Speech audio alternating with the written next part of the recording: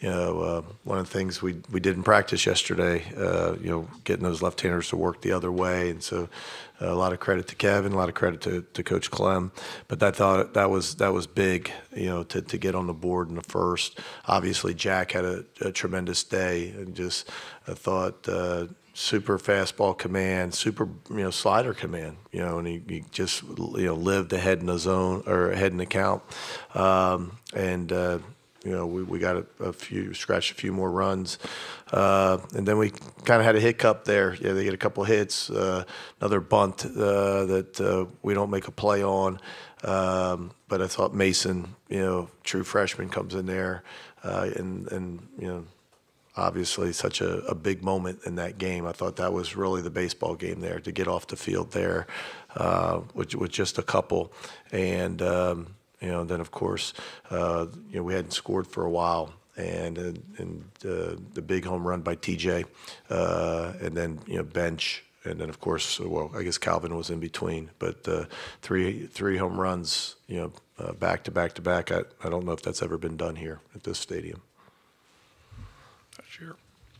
Okay, questions for the student athletes, and we'll start right here. Michael. Michael Katz, Daily Journal. Jack, I think this was your first start in almost 3 months, almost to the day. How's the last day kind of been for you in terms of handling emotions, and how do you kind of keep yourself composed given the gravity of the game? I tried not to think about it too much. Just wanted to go out there and be myself. Found out yesterday that I was starting. My mom actually got mad at me because I didn't tell her. I didn't want to think about it too much, didn't want to get in my own head. I just wanted to go out there and pitch. Okay, right here. Austin Elders with the Rebel Walk. Mason, coming in a situation like that as a true freshman, what does that do for your confidence when you come in a situation like that? You only allowed the one run there towards the end of that inning, but then you get out of just a huge situation. What does that do for your confidence? It was great. God gets all the glory for that, though, because I asked him for some peace and some strength before I went out there, and he gave me both. So I was just so excited to get out of it for the team. It was a great opportunity, and looking forward to the next couple of days. Okay. Nick Suss with the Clarion Ledger. Mason, kind of what did Mike say to you before you started warming up, and what was the mentality approaching somebody like Graham, who is so successful? Yeah, my mentality was I know that Graham's a great hitter, but whenever I came in, I just wanted to throw my best pitches. And Coach was calling it. He told me when I came out there, just fill up the zone, slider away first pitch. So that was the game plan. I was just trying to get my slider down, throw the fastball, locate it well, and I did it. Okay. Next question, student athletes. Briley from Mav Radio. What set the tone in the top of the eighth inning when you hit 3 straight home runs? I think we knew we needed to get a couple more runs. They've got a good offense, and we were holding them at bay, but would have felt a lot better to get a couple more runs. And whenever TJ hit that ball out, it felt like all the momentum shifted to us, and then Calvin followed with one, and JB followed with another. So it was great to get those runs in, and huge hits by those guys. Okay, Mike. This is for any of the players. Mike LaPresti, NCAA.com. Can you talk a little bit about what that general atmosphere was? Were there times it felt like a home game with all the noise that was in your favor? Yeah. I would say there was probably 20,000 Rebels there, and it was an amazing environment. Super fun to play in, and just having all that support, it makes it a lot of fun to play. So shout out to our fans for making it up here to Omaha and making it a really cool experience so far. Okay, John. Tim, John Sokoloff with WCBI TV down in Columbus. What was that moment like when those back-to-back-to-back homers were hit? What was the dugout like, and how high was morale? Because at that point, the game was pretty much over after those three were. Morale was real high. We've done that before. We hit 3 homers in a row at home, but definitely trumps it hitting here.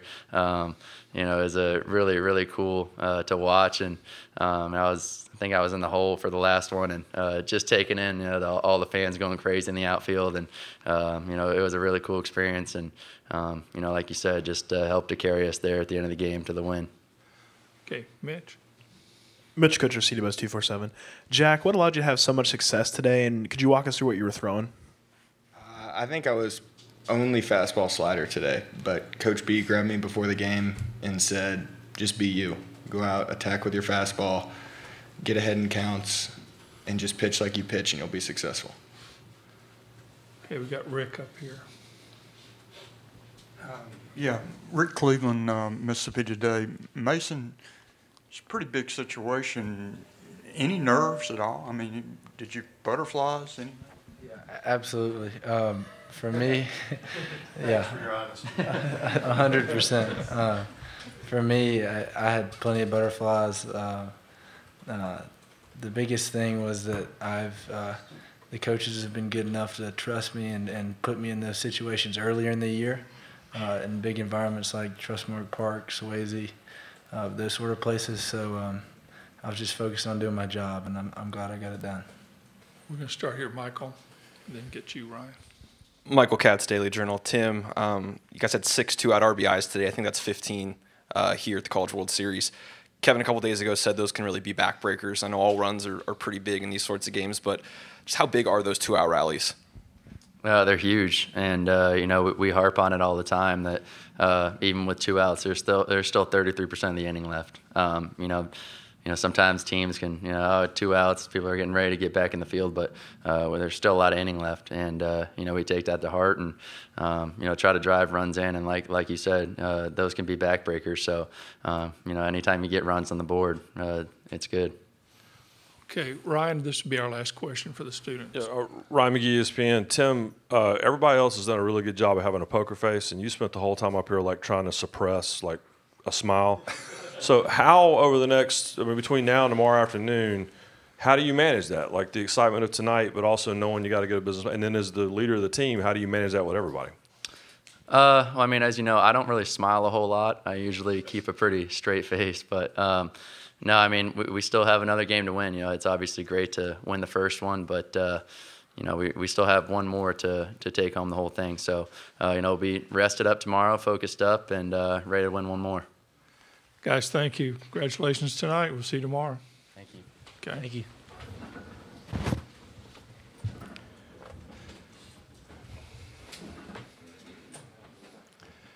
Yeah, cheer up. Cheer up. Okay, questions for Mike, and we'll start right here with, we'll get down here. Michael Katz, Daily Journal. Mike, you brought up how great Jack was today. First start since that Tennessee series, which just kind of gave you the confidence that he was the right guy for this sort of moment.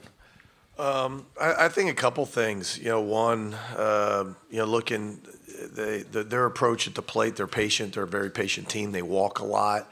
You know, and felt that, you know, we needed somebody that was going to fill up the strike zone, and the guys that were available. You know, I thought, you know, he was the best guy to do that. I thought he, you know, could deliver and land some sliders early, but again, you didn't know he's going to walk out there and throw 5, you know, perfect innings, you know, like that. I was asked earlier, hey, what was your expectation? And I try not to box him in, you know, try not to put that kind of pressure on him. I mean, there's a guy that's been in a bullpen, as you mentioned, you know, probably the last 60% of the season, and he's been really successful at that. And you want him to you know, have that approach, right, and to go attack the zone and make pitches early, and so try to keep that, you know, mentality versus have some arbitrary, you know, inning total that he's supposed to get, or, you know, how many outs he's supposed to get. Just go out there and get the first out, get the next out, put a 0 on the board to give us a chance to score, and, you know, he was even better than that today. Okay, right here. ChaseBarnRivals.com. Mike, when it went 8-2 right there, you were kind of caught in the middle. You throw Johnson for an inning, Mallets, extend him. Kind of what was your thought process on what to do there? Yeah, it's a tough one. You know, and we had Gaddis down there, you know, in case he was available to pitch. but he really didn't want to throw him today, coming off about 75 pitches a couple days, but he was available, wanted to throw, wanted the ball. But is he the best? Normally he would be a great option, in that situation because, he pounds the strike zone with a lead. You got a lot of left-handers in that lineup, but that's really probably not the best place for him at, whatever it was at the time, 8-2, 8-3. It was a coin flip, and you've seen me enough. We get to that point, the guy's already thrown, he's hot. Let him finish it. Let's win the game and move on rather than try to dissect it too much. But then we went out and scored a couple in the ninth. The lead got a little bigger. And so we ran Derek down there because, again, he's another strike thrower. And, but we didn't need to use him. John Sokoloff, WCBI TV down in Columbus, Mississippi. Mike, it was the first time since 1998 here that there were back-to-back homers, and those were essentially kind of what helped really put the game away. I mean, I asked Tim about it, but what was that kind of like for you there? Yeah, everybody will talk about the 3 homers, but the first one was huge, because we kind of screwed up an inning, not getting a bunt down. We go for a steal. Their catcher makes a perfect throw at third, and they get Peyton, and it looked like, we're going to kind of, just kind of wreck an inning that it looked like we were going to be able to score. And, TJ comes in left on left, and I think it was a breaking ball, that he got a great swing on and, hit it into the bullpen. So, and then, of course, Cal, where he hits him, not many balls, as get out to that spot. And then, of course, Justin jumps in, as well. So I thought that, that kind of knocked the wind out of their sails. It would for anybody. But I thought the big one was TJ, just because of the way the inning looked like it was going to end. Mike, Jared Redding, 24/7 Sports. I know you said a couple days ago that you expected a lot of Ole Miss fans here tonight. Did you expect it to basically be like an amplified Swayze Field tonight? It felt like Swayze Field because of how many Ole Miss, because how partisan maybe it was, but man, it felt like a football game out there. On the field, it was that loud. Swayze's been pretty loud. I don't know if Swayze's ever been that loud. When they played Sweet Caroline, whatever inning that was, I've never heard anything like that. And so just impressive and just.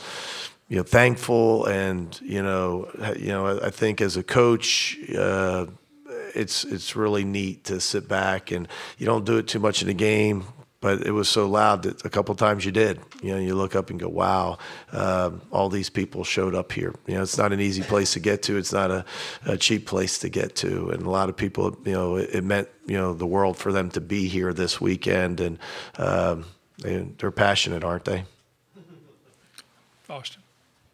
Austin Elders with the Rebel Walk. Coach, obviously Mason talked about it a little bit, but from a coaching perspective, how big is it for you seeing that guy come out of the bullpen and be able to deliver in that situation? And he really has done it. It's easy to say he's done it the second half of the season, but especially in postseason.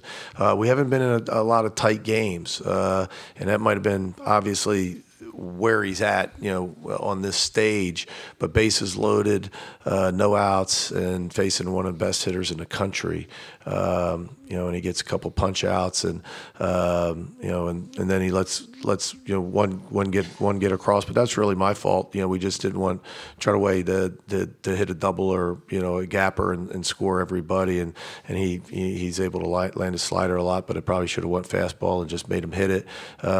But we didn't want to risk that, where we were in the game. Rick Cleveland, Mississippi Today. Mike, what was your thinking when you went to Nichols? A lot of people, in fact, I thought you might go to Mallets at that point. Yeah, I thought it was a little early for Mallets. At that point, you're looking at outs and how do we get to the end? And now again, if I knew it was bases loaded and it was 4-1, then maybe I would have done it differently. But sometimes it doesn't work that way. It doesn't work as perfectly as that. We don't field the bunt, and then he walks a guy. The guy that was had a no-hitter, a perfect game going, and he was awesome. But all of a sudden we misplay a bunt, a couple base hits, which is obviously part of the game. But then we don't field a bunt. We don't get an out. and then he walks a guy. And so Mason was the guy that was up at that time and hot and ready to go. Mallett's wasn't ready. And so sometimes, but originally going from the 6th inning on, there's a lot of game left. There's 12 outs left, and I thought that was going to be too much to put, with a lead, to put too much on Mallets and Johnson to get to the end. We wanted to, see if Mason could get us an inning or two. Oops. Colton Sully, OU Daily. Coach, just want to ask you about facing Cade Horton tomorrow. Obviously, was previously committed to Ole Miss. What unique challenge does he bring on the mound? He's really had a great last month or so, and coming off of surgery, and he's got tremendous stuff. Saw a little bit of his game again. We were preparing for this game and preparing for Bennett, so I haven't really locked in too much. But I know he's pitched really well down the stretch here, and had a great game the other day here, and guy is super talented. Nick, this will be our last question. Nick Suss with the Clarion Ledger. Mike, I know it's natural to feel the anticipation for the guys being one win away. How do you handle or kind of harness those emotions going into the quick turnaround? I think they get it. We'll talk about it, in meetings tomorrow. But you want them. You're ready. You want them. I think sometimes you worry too much about being too calm. That was kind of the message today, is to go for it. You're here, in a national championship series, and you deserve to be here, and it's time to press the gas pedal and go for it, to be aggressive. So we'll try to juggle that. I think they realize that you got to win. And to win, you got to play really well to beat a really good team in the other dugout. You don't get to this point not realizing that. Mike, thank you, and Thank we'll you. see you tomorrow. Appreciate it. Thank you. Don't you know if Oklahoma